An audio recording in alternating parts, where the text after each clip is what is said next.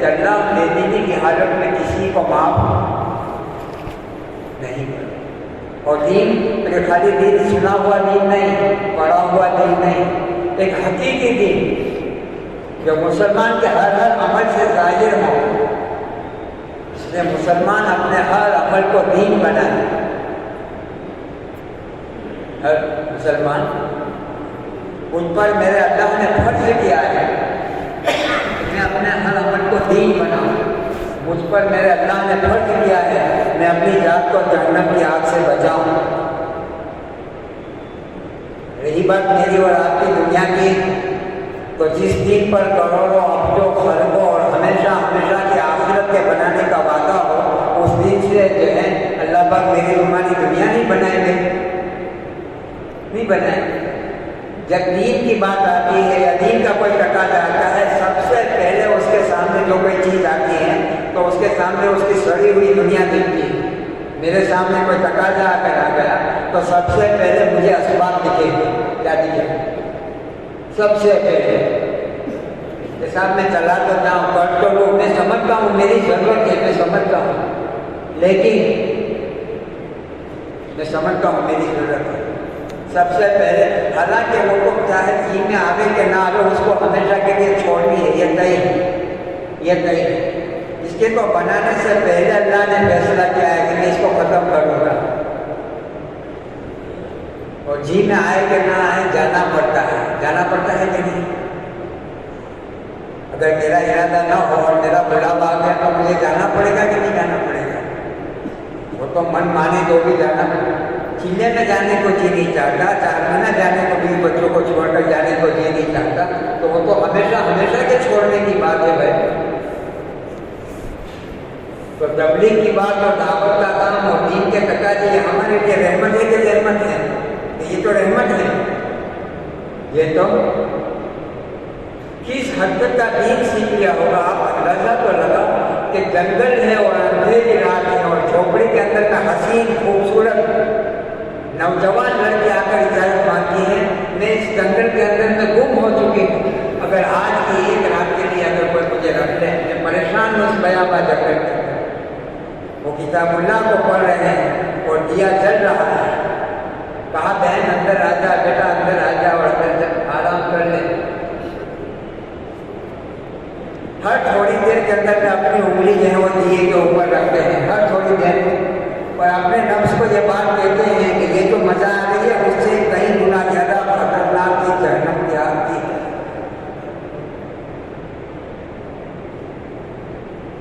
अगर जरा बराबर भी तेरा नफ्स इस तरफ माइंड हुआ है या शैतान ने अगर तुझे बहकाया है, तो तेरा हशर वो होगा कि यहाँ जो उंगली के जलने का जो तुझे अंदाजा आ रहा है उससे सैकड़ों गुना ज्यादा आखिरत की गर्मी है।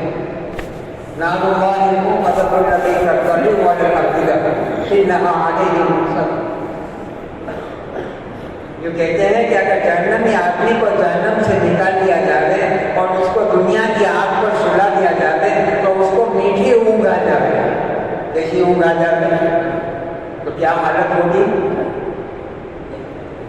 सुबह का चांदना हुआ, पूरे हिफाजत से रही, अपने कबीले में जाकर कहा अपनी कारगुजारी गई, हमारे साथ तो ये हुआ और ये हुआ, उसको बुलाया गया और उसी से उनका निकाह हो गया। हाँ, कैसा दिन आया होगा आप अंदाजा लगाओ। ये मेहनत और कुर्बानी के रास्ते से दीन उरूज पर आता है और जो दीन पर अपनी जिंदगी को लगाता है खुदा उसको भी उरूज पर लाते हैं। वरना चीजें तो कीमती बन जाएगी और कपड़े और असबाब तो मिल जाएंगे, मकान रहने को मिल जाएगा, कोई ना कोई रोटी डाल देगा, मिल जाएगा। बरसों पहले एक आवाज़ लगी थी, कई साल पहले एक आवाज़ लगी थी इस मुल्क के अंदर में कि हम रोटी कपड़ा और मकान देंगे। क्या देंगे? रोटी कपड़ा और, बड़े लोगों को मालूम है, जो उमर रशीदा है कि कुछ लोगों ने कहा था किसी जमाने के अंदर में कि रोटी कपड़ा और कुर्बान जाए है मां मोहम्मद इस्लाम कांगड़ के रहने अजीब बात भी फरमाते थे कि उम्मत का मसला रोटी कपड़ा और मकान है ही नहीं। उम्मत का मसला रोटी कपड़ा और मकान है ही नहीं। जिसको जिसको मैं और आप और इंसान जो है दुनिया के वो मसाइल समझ रहे हैं, वो मसाइल नहीं है। मसाइल तो मौत के आते ही, सकरात के आते ही शुरू हो जाएंगे, सकरात के आते ही शुरू हो जाएंगे। और आसमानी कायदा ये है कि जब मौत जो है घर के दरवाजे पर आते हैं तो खाली हाथ नहीं जाते, यह आसमानी कायदा है। सदरात में शेख ने लिखा है, शेख नदी साहब रहने कि मेरे बदले उसको ले लो, किसी और को कबूल कर लो, या थोड़ी इतनी मेरे मोहलत दे दो कि मैं अपने महल में वापस चला जाऊँ और जरा जाकर जरा सारी चीज़ें ठीक ठाक कर दूँ। क्योंकि ना, ये हो नहीं सकता है। रिवायतों में है आंखों को लेकर फौरन चले नहीं जाते, घर के दरवाजे पर खड़े रहकर कहते तुम क्यों रो रहे हो, तुम क्यों रो रहे हो, मुझे तो इस घर में बार बार आना है, बार बार आना है, यहाँ तक कि तुम सारे के सारे खत्म ना हो जाओ। मैंने इसके हिस्से का खाना नहीं खा लिया है, वो अपने हिस्से का खाना खत्म कर चुका था। मैंने इसके हिस्से का पानी नहीं पी लिया, वो अपना पानी खत्म कर चुका था। हाँ, तो ईमान वालों के ईमान का तकाजा है कि हर वक्त ईमान वालों के सामने अपनी आखिरत है। अल्लाह के प्यारे नबी अलैहिस्सलाम सुबह के होते सहाबा से पूछते प्यारे सुबह कैसे की। नबी अलैहिस्सलाम की एक एक बात के अंदर में इस उम्मत की हिदायत का राज छुपा हुआ है। एक एक बात के अंदर में कितना मुकम्मल है, एक एक हदीस में क़यामत तक आने वाले इंसानों की रहबरी है, रहबरी। लेकिन अल्लाह रब्बुल इज्जत हमें माफ़ फरमाए, हमने अपने दीन को सरसरी बना दिया। बहुत बड़ा हिस्सा हमारा किताबों में महफूज है।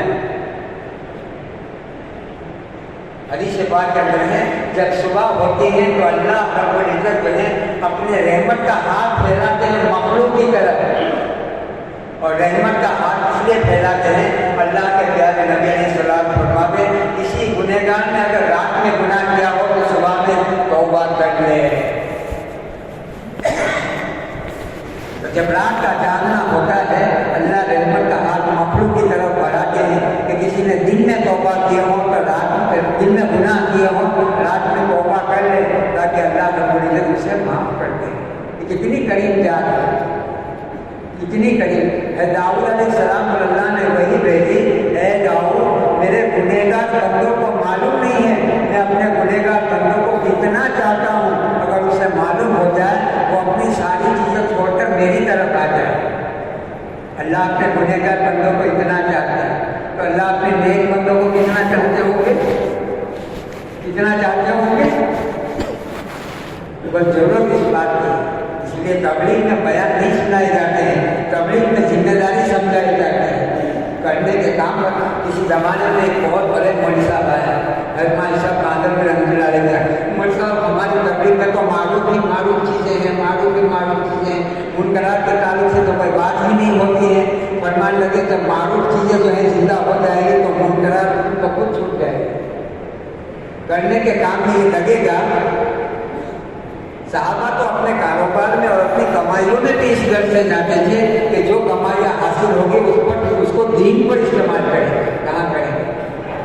आज हमारी कमाइयों का बहुत बड़ा हिस्सा, मेरी अपनी कमाइयों की जायजा है कि मेरी कमाई का बहुत बड़ा हिस्सा मेरी अपनी ख्वाहिशात पर लग रहा है। सब मकान ऐसा होना चाहिए, गाड़ी ऐसी होनी चाहिए, कपड़े ऐसे बनने चाहिए, चीज़ें ऐसी होनी चाहिए, और इसी में जिंदगी खत्म हो जाती है। तबलीग में ये जिम्मेदारी समझाई जाती है कि आदमी करने के काम में लगे, अगर करने के कामों में लगेंगे और इताअत वाली जिंदगी हासिल होगी। आदमी हर अमल से, इसलिए कुरान और हदीस के जो तकाजे हैं, हमारे अपने दीन के जो तकाजे हैं, अल्लाह ने मुझे और आपको कोई ईमान दिया है, उस ईमान के जो तकाजे हैं उन तकाजों को समझने के लिए अल्लाह ने अकल दी है। जो अल्लाह ने अकल दी है वो नतीजे को सोचने के लिए दी है। किसके लिए दी है? नतीजे को सोच, अंजाम को सोचने के लिए अल्लाह ने अकल दी है। दुनिया को सोचने के लिए अल्लाह ने अकल नहीं दी। दुनिया तो ऐसी गिरी पड़ी चीज है, मानो तब भी अल्लाह देंगे, नहीं मानो तब भी अल्लाह देंगे, मांगो तब भी अल्लाह देंगे, नहीं मांगो तब भी मिलेंगे।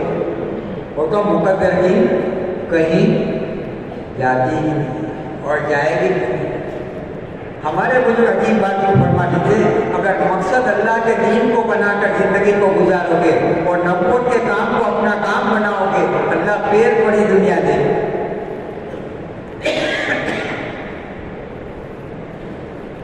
जो अल्लाह ने दीन दिया है उस दीन के तकाजे को समझेगा और अपने आप को नबूवत के काम में लगाएगा तो अल्लाह पेड़ पड़ी दुनिया देगी। वरना होगा ये कि मुकद्दर की तो मिल जाएगी लेकिन वो दुनिया सर चढ़ी आएगी। कैसी आएगी? हमारी कमाइयाँ हमको इतना वक्त भी न दे कि मैं 10 मिनट के लिए अपनी आखिरत को सोच लूँ। आज सुबह से लेकर शाम हो गई, जुमा शुरू हो गया, 24 घंटे के एतबार से सोचूं, मुझे बहुत कुछ याद आया लेकिन मुझे अपनी आखिरत कितनी याद आई, मैं सोचूं। हाँ, ऐसे तो कई दिन निकल जाते हैं, खाली एक आध दिन का गुजारा और जायजा नहीं, हफ्तों हो जाते हैं। हमको दूसरों की आखिरत याद आती है, हमारी अपनी आखिरत याद, हफ्तों हो जाते हैं, महीनों गुजर जाते। अरे बेअदबी का जुमला हो आप माफ फरमा दे, अगर किसी मस्जिद को लेकर कब्रिस्तान भी गए हैं तो सारी चीजें वहां हमको याद आती, वहां मुझे अपनी आखिरत याद नहीं आती। वहां पर भी अगर फोन की रिंग बजी है तो वहां पर जवाब देना मुझे सूझता है, जिसको कब्र में उतार रहे हैं अपनी जात की कब्र याद नहीं आ रही है। एक दिन वो बनने का है मेरे साथ भी, तो आज लोगों के साथ हो रहा है। लोगों की खबरें सुन रहे हैं, कल लोग हमारी भी खबरें सुनेंगे। इसलिए ये मेहनत और निराला काम अल्लाह ने किया है, कोई गर्ज नहीं है। जिस दिन गर्ज आ जाएगी उस दिन काम भी रहेगा। मेरे आपके घर के दरवाजे पर जितने आ रहे हैं मुलाकात के लिए, जितने तश्कील करने आ रहे हैं, जितने उसूली लेने आ रहे हैं, इसको तबलीग की जीनत समझो। क्या समझो? तबलीग। आज जमाने में किसको वक्त है? किसी को वक्त है? दुनिया कहाँ किस तरह कैसे मर रही है आप देखो, और क्या जिंदगियाँ बनी हुई है। इंसानियत पर हैवानियत का गलबा है और ऐसे माहौल में तबलीग के काम करने वाले मेरे आपके घर के दरवाजे पर आते हैं और आकर बेचारे अजीब सा मुंह बनाकर कहते हैं आपकी मुलाकात के लिए आए। क्या कहते हैं? आपकी मुलाकात। कोई घर है खाना नहीं मिल रहा था, मेरे आपके घर के दरवाजे पर आकर भूखे थे, चाय मतलब थी, ठंडा पीना था, कोई जज़ाकल्लाह वाला मामला था ना। इनको पूछो तो वो कहेंगे हम तो सिर्फ अल्लाह के लिए आए हैं, हम कहीं के लिए आए हैं। एक अजीब सा चेहरा बना कर कहते हैं आपकी मुलाकात। अगर आप मौका दें तो थोड़ी देर आपके घर में बैठकर बात करते हैं। क्या बात करते हैं? उसकी दुनिया का जायजा लेते हैं, वो कितना कमाता है, क्या कर रहा है, ये करते हैं। तबलीग की जीनत और तबलीग का हुस्न देखो, आप अंदाजा लगा गया। कोई गर्ज नहीं, कोई गर्ज नहीं, और अपनी सत्ता का बड़ा आदमी छोटा बनकर आ रहा है दरवाजे। कैसा बनकर आ रहा है? उनकी कारगुजारियाँ लो तो पता चलेगा हैं कैसे कैसे लोग होते हैं और क्या निस्बत इनके साथ लगी हुई है। हम आपकी बुनियाद अपनी मस्जिद की एक जमात बन रही है, जिसका मतलब आपका तज़किरा हुआ था, आपका मस्जिद और जमात के साथियों ने आपको पूछे की और हमारे ताल्लुक से हमारी जमात का तय हुआ कि आपसे मिलने आए आगे उसको उसकी आखिरत याद दिलाते हैं। हमारे वहाँ इनाम हुसैन साहब रहमतुल्लाह अलैह, हमारे वहाँ उमर साहब रहमतुल्लाह अलैह अजीब बात क्यों फरमाते थे, अजीब बात। एक माँ जने भाई से ज़्यादा कीमती लोग हैं। कैसे लोग हैं? माँ जने भाई से ज़्यादा कीमती। एक माँ जना भाई हमारी अपनी दुनिया, हमारा अपना कारोबार, हमारे अपने असबाब सोच कर हमें बताएगा, वो हमको करोड़ों साल की आखिरत बनाने की बात कर रहे हैं और बगैर गर्ज के कोई गर्ज नहीं और कह रहे हैं। इसलिए मेरे बुजुर्गों बहुत बड़े कदर करने की बात है, बहुत बड़े कदर करने। इस काम की मकबूलियत का अंदाजा आप लगा। मेरे साहब मोहम्मद इलियास साहब रहमतुल्लाह अलैह ने अजीब बात फरमाई कि मेरे साथियों को और मेरे काम करने वालों को कोई अच्छी निगाह से देख लेगा, अल्लाह उसे भी महरूम नहीं करेगा, अल्लाह उसे भी महरूम नहीं। कोई अच्छी निगाह से बस ये काम करने वाले ये काम की मकबूलियत है। कोई अच्छी निगाह से देख ले, उस पर अल्लाह उसके आखिरत के बनाने का फैसला कर दे। आप अंदाजा लगाओ, अपनी जात को इसमें आदमी झोंक दे तो अल्लाह क्या बनाएंगे। इमाम मोहम्मद यूसुफ साहब कांदलवी रहमतुल्लाह अलैह फरमाते कि हमारा तो पहला कदम और हमारी तो पहली सीढ़ी जो है वो हमारे बाप का अदना मेवा मग़फ़िरत है। हमारे बाप का अदना मेवा मग़फ़िरत है।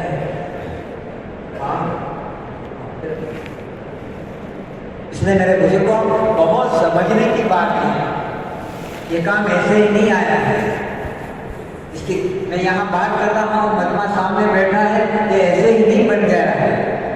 लोगों ने अपनी हड्डियाँ जो है वो पिघला दी है, हाल से बेहाल हुए हैं और पता नहीं इनके इलाकों में कैसे कैसे धक्के खाए हैं, तब जाके मेरा और आपका यहाँ जमा होना हुआ है।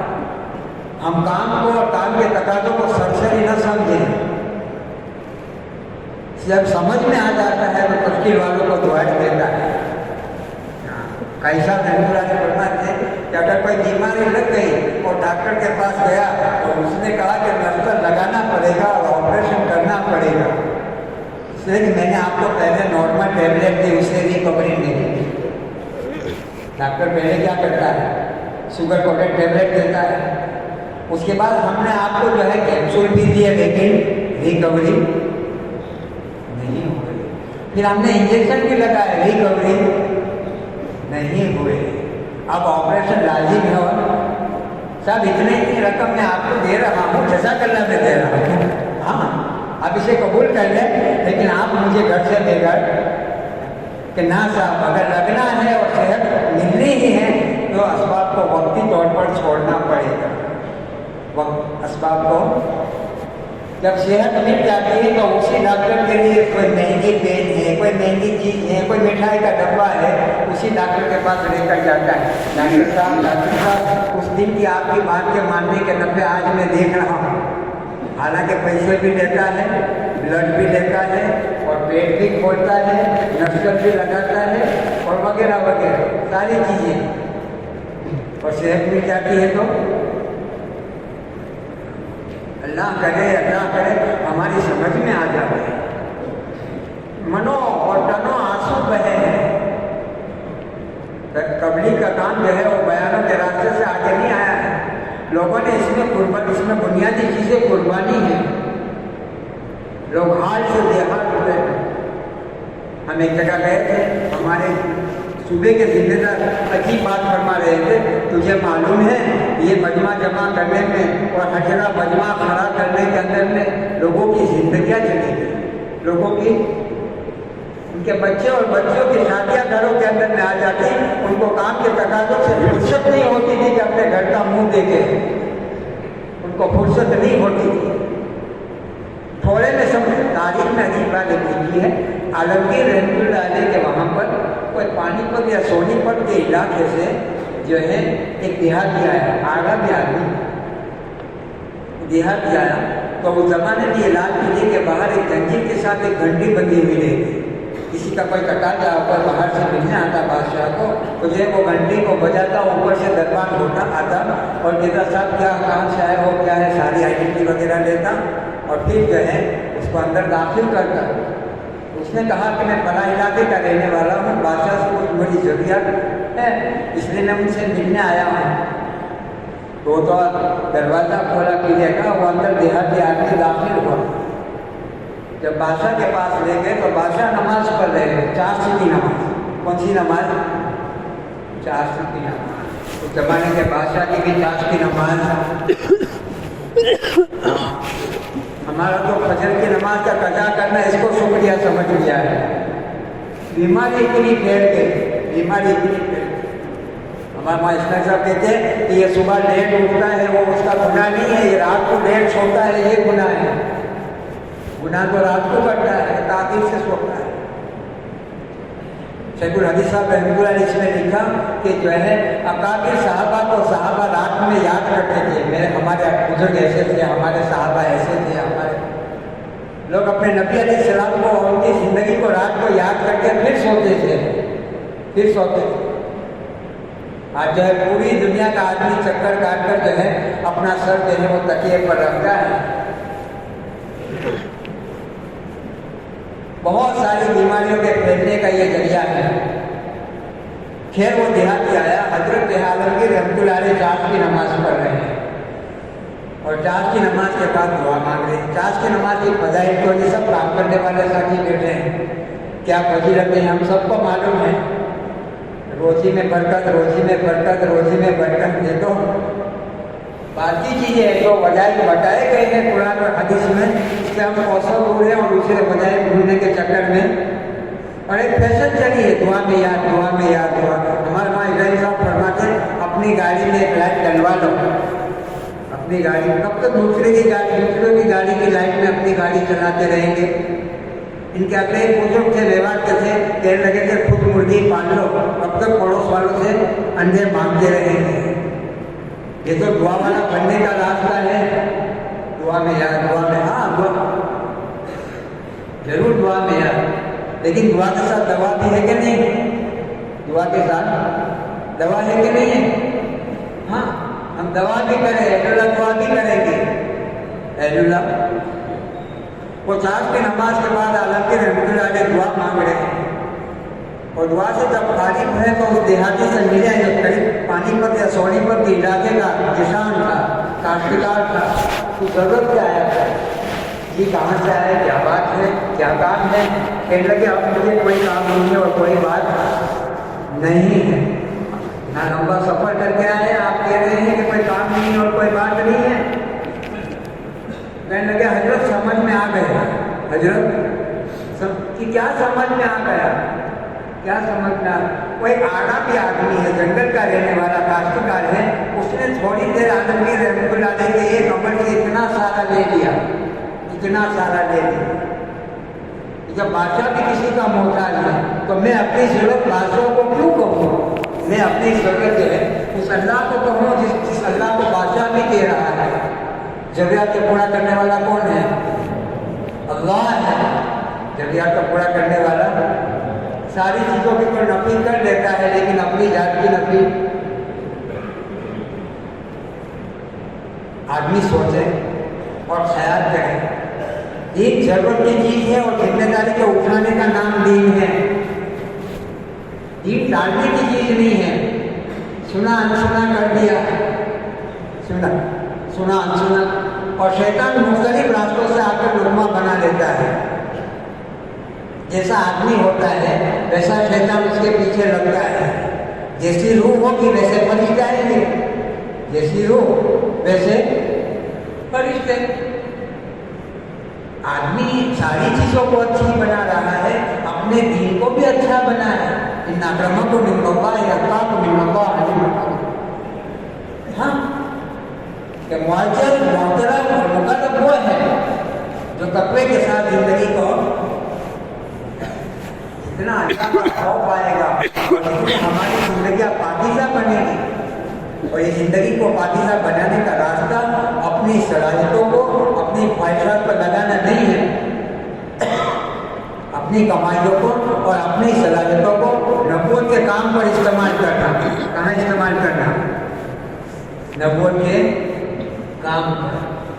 अब कितना हमारा अपना नबूवत के काम पर इस्तेमाल हो रहा और कितना हमारी अपनी चाहत पर इस्तेमाल हो रहा है, उसका जायजा लेने के लिए अल्लाह ने हर एक को अकल दी।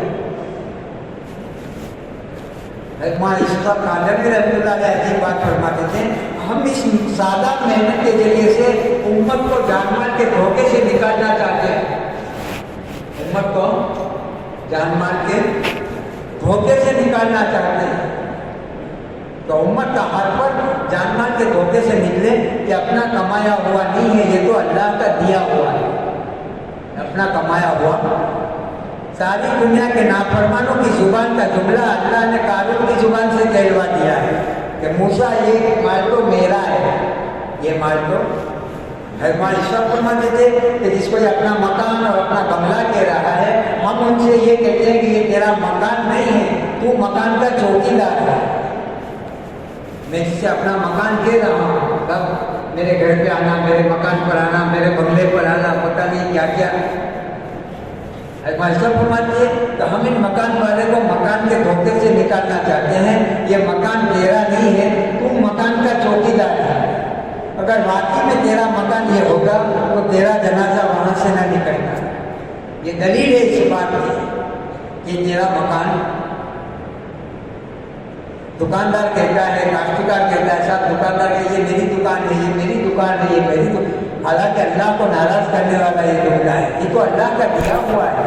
और ये सारी चीजें खाली बर्तन है जब तक अल्लाह न डाले, जब तक दुकान है, खेती है, जमीन जायदाद है, मुलाजिमत है, माँ का पेट है, ये सारा का सारा खाली बर्तन है जब तक कि अल्लाह न डाले।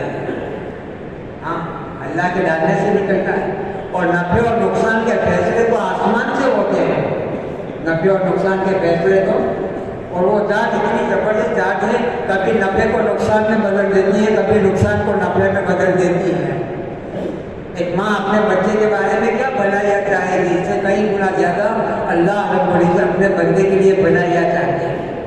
बस बंदा थोड़ी तवज्जो दे दे। जब कुलूब इस तरफ माइल होंगे तो जिस्म हरकत में आएंगे। जब कल्ब माइल होगा तो जिस्म खुद ब खुद और धोखे की जिंदगी से आगे निकलेगा। वरना जिंदगी की जब शाम बैठती है और जाने का जब वक्त आता है तो सारी चीज़ें जब बंद मुखली खुलती है तब आदमी को अंदाजा आ जाता है सिवाय मिट्टी के और कोई चीज मुट्ठी से नहीं निकलती। मैं और आप जिन शौकों में लगे हुए हैं और हम और आप जिसे मकसद बनाकर जिंदगी गुजार रहे हैं, उनमें की कोई एक चीज भी जिंदगी के लिए जरूरी होगी तो अल्लाह के नबी अलैहिस्सलाम को अल्लाह सबसे ज्यादा देते हैं। हमने और आपने जिन चीजों को जरूरी समझ लिया है, अगर वो जरूरत की चीजें वाकई में होती तो नबी के घर वालों को अल्लाह सबसे ज्यादा देते। हमारे इनामुल हसन साहब रहमतुल्लाह अलैह कभी इज्तिमा की मजलिस में निकाह के मौके पर तख्त पर तशरीफ लाते तो निकाह कराने से पहले जो है वो चंद जुमले इरशाद फरमाते और चंद बातें कहते थे। उसमें अजीब बात ये कह रहे थे कि इंसान की ज़रूरियात की चीज़ें 5 है, छठी नहीं है। एक रोटी का टुकड़ा जैसे मिल जाए, शर्त ये है कि हलाल हो, शर्त ये हलाल, हराम नहीं, हराम के शुबे वाला होगा तब भी दुआ कबूल नहीं होगा। तो इंसान की ज़रूरियात की चीज़ें तो 5 है। एक रोटी का टुकड़ा जिससे उसका पेट भर जाए, एक कपड़े का चिथड़ा जिससे उसका तन ढक जाए, एक जो है जिंदगी को गुजारने के लिए, बसर करने के लिए नई बीवी मिल जाए, एक सर ढांकने के लिए मकान मिल जाए, चाहे कच्चा हो या पक्का हो। और एक सवारी है, एक घोड़ा है, एक रोटी का टुकड़ा, एक कपड़े का चिथड़ा है, सर छुपाने के लिए एक मकान है, एक आध बीवी मिल गई और एक घोड़ा मिल गया। आज के जमाने का स्कूटर समझ ले। उससे ज्यादा का जितना जो कुछ भी है वो सारा का सारा जायज है और अपनी आखिरत को भुला देने वाला है। कैसा है? अपनी आखिरत को घरों के अंदर में जायजा देंगे तो पता चलेगा सैकड़ों वैसे चीजें घरों के अंदर में पड़ी होती है जिसका कोई इस्तेमाल नहीं है। बाज़ मकानों में मुलाकातों के लिए जाओ, बाज़ इलाकों के अंदर में चलो, आपको अंदाजा आएगा कि लाखों की मालियाँ ऐसे ही शोकेस में पड़ी और वो भी ओरिजिनल नहीं, डुप्लीकेट लकड़े के केले पड़े होते हैं, लकड़े का फ्रूट पड़ा होता है। वैसे सैकड़ों चीजें वगैरह वगैरह तो फजूल है, फजूल का क्या तस्करा, जरूरत की बात है। समझदार मजमा है जिसकी कोई जरूरत नहीं, इसके बनने और बिगड़ने का हमारा कोई जिंदगी से ताल्लुक है। ऐसी सैकड़ों आपको फजूल, हमारी जिंदगी में कितनी फजूलियात है वो इस रास्ते की मेहनत को समझ कर चलकर जो है सीखने को मिलेगा, समझने को मिलेगा। वरना हमारी जरूरियात तो इतनी है, इतना हमारा चिल्ले का पेट होता है, इतनी हमारी है कि 2-4 जोड़ी कपड़े हैं, एक आध छोटा सामान होता है, एक आध साबुन होता है और क्या होता है वगैरह वगैरह, उतनी जरूरियात की चीज़ें हैं। बाकी का जितना जरूरत का सामान मेरे घर में मेरे पास है तो वो तो सारा फजूल है, वो तो। और जरूरियात के पूरा करने वाली जात अल्लाह की है। किसकी है?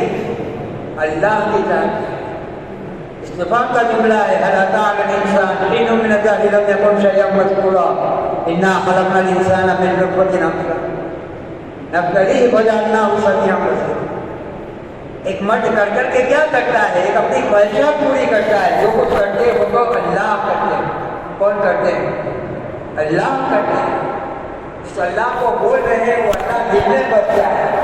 हमारे साहब पांडे रसूलुल्लाह अच्छी बात फरमाते थे कि सहाबा में और हम में फर्क ये हो गया कि उनका दिलों में था, हमारा जुबान पर था।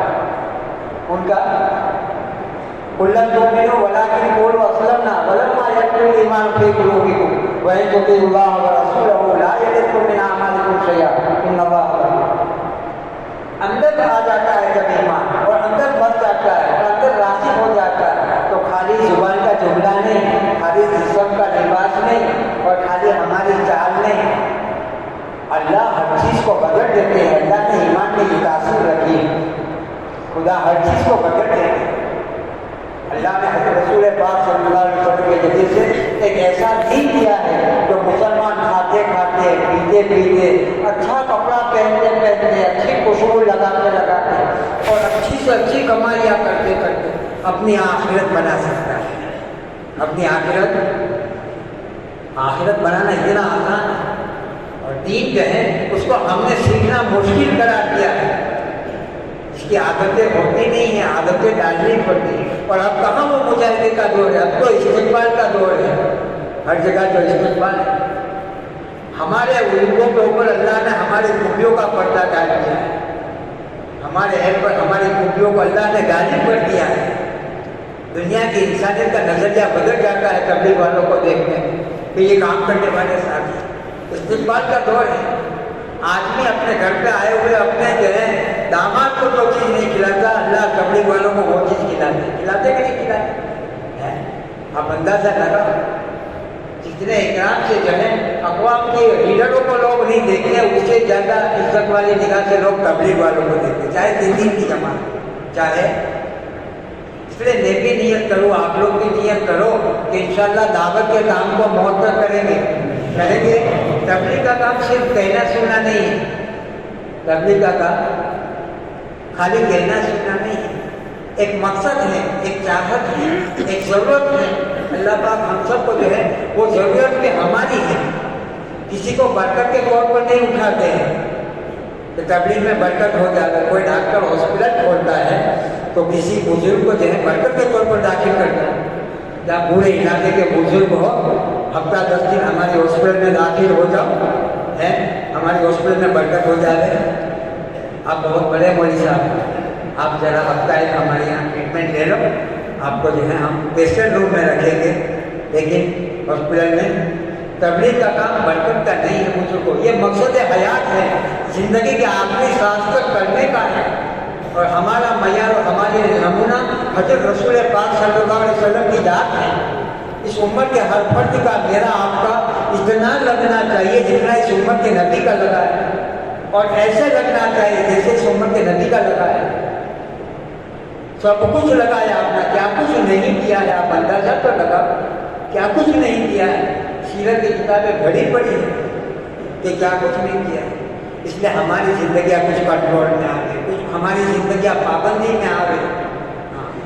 और पाबंदी जो है, इताअत जो है वो पाबंदी का नाम है। बगैर ब्रेक की गाड़ी कभी मंजिल तक नहीं पहुंचती। जिस गाड़ी में ब्रेक ना हो वो गाड़ी कभी मंजिल तक नहीं पहुंचती। खाली एक दिन इताअत वाली ज़िंदगी गुजार देता है, एक दिन। इफ्तार के वक्त अल्लाह कितना बड़ा इनाम देते हैं। रोज़ेदार से कहा गया है, अर्श उठाने वाले फरिश्ते यूँ कहते हैं, तुम अपने जो है अर्श उठाने वाले फरिश्तों से अल्लाह कहते हैं कि तुम अपनी इबादतों को छोड़ दो और रोज़ेदार की दुआ पर आमीन कहो। रोज़ेदार की दुआ पर पूरा महीना, अगर एक महीना इताअत पर आ जाता है तो इनके दिन के कितने इनामात हैं, इनके दिन के कितने इनामात हैं। फरिश्ते मुसाफे करते हैं। और क्या बदला है, क्या बदला इन मजदूरों का जो अपनी मजदूरी पूरी कर चुका हो है।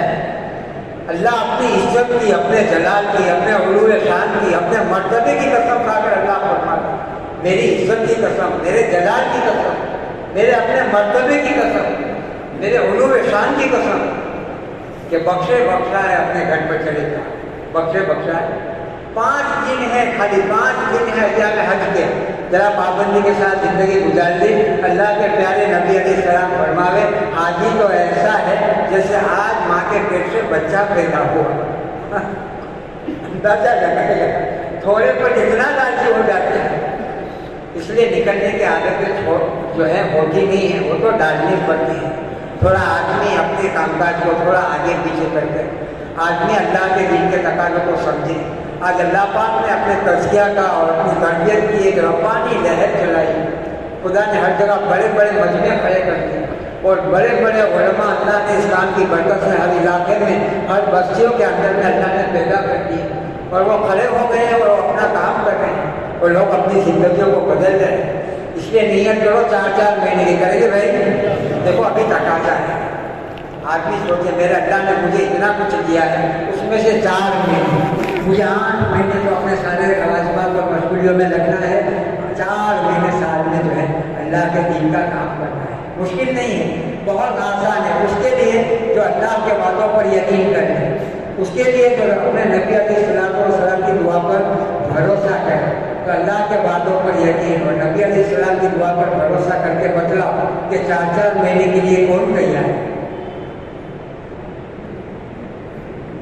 देखो तश्कील का वक्त अपनी सकरात को सोचने का वक्त होता है। अपनी कब्र के करोड़ों इंसान, लाखों इंसान के हाथ की कब्र की रात पहली रात है। आज वो अपनी कब्र के अंदर में गए हैं, उनकी रात कब्र की पहली है। बटा इसके लिए तश्कील का मौका जो है वो अपनी आखिरत को सोचने का वक्त होता है।